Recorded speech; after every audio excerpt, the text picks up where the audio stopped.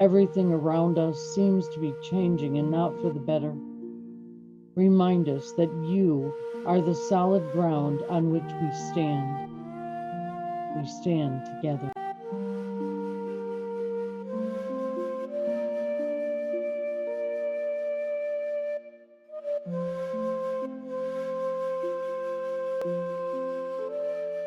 This is the conclusion of my morning message from the first Sunday of Lent.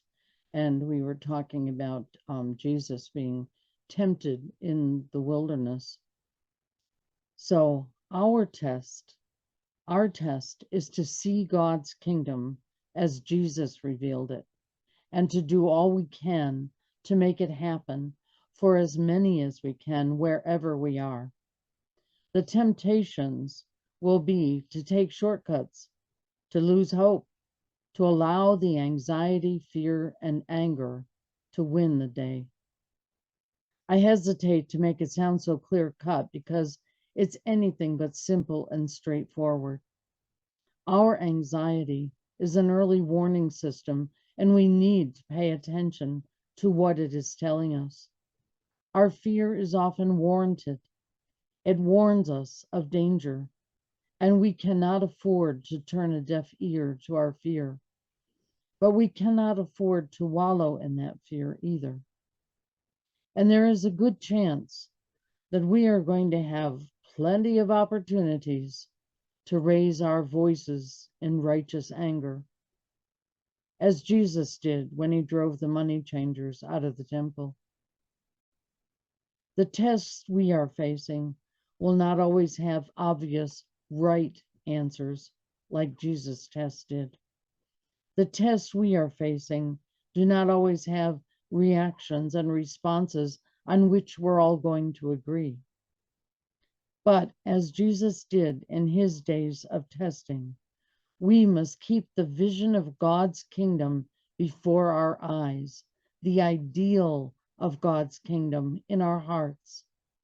That is the only way that we can faithfully persevere in faith and follow Jesus on this journey through Lent. God, we know that your creative power has given us an awesome universe to behold. But the world is full of selfish greed and wanton destructiveness without reverence or respect for your power, your presence, or your purpose. The daily news often leaves us afraid.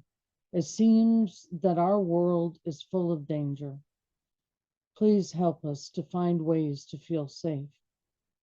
Please help us to lean on our solidarity here in our family of faith, to seek solidarity and strength within the community at large. Truth to tell, we sometimes find it hard to love our enemies as you commanded. We hate them and they hate us.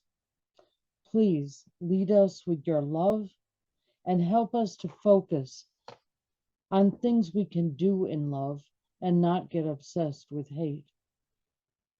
When we can't find the words to speak truth to power, when we feel powerless and helpless, please answer our prayers and our pleas for help. Everything around us seems to be changing and not for the better. Remind us that you are the solid ground on which we stand. We stand together. United as Jesus followers, help us to lean into the solidarity and strength which only you can give us to share. Send the Spirit to embrace us with your power and fill us with your peace. Like Jesus, may we know that we are your beloved children, grateful for the gift of your love which fills our souls. Like Jesus, may we lament and weep over what peace the world could know if only we cooperated and collaborated with you as Jesus did. May we learn from Jesus, lean on Jesus, and know that We love and are loved by him always.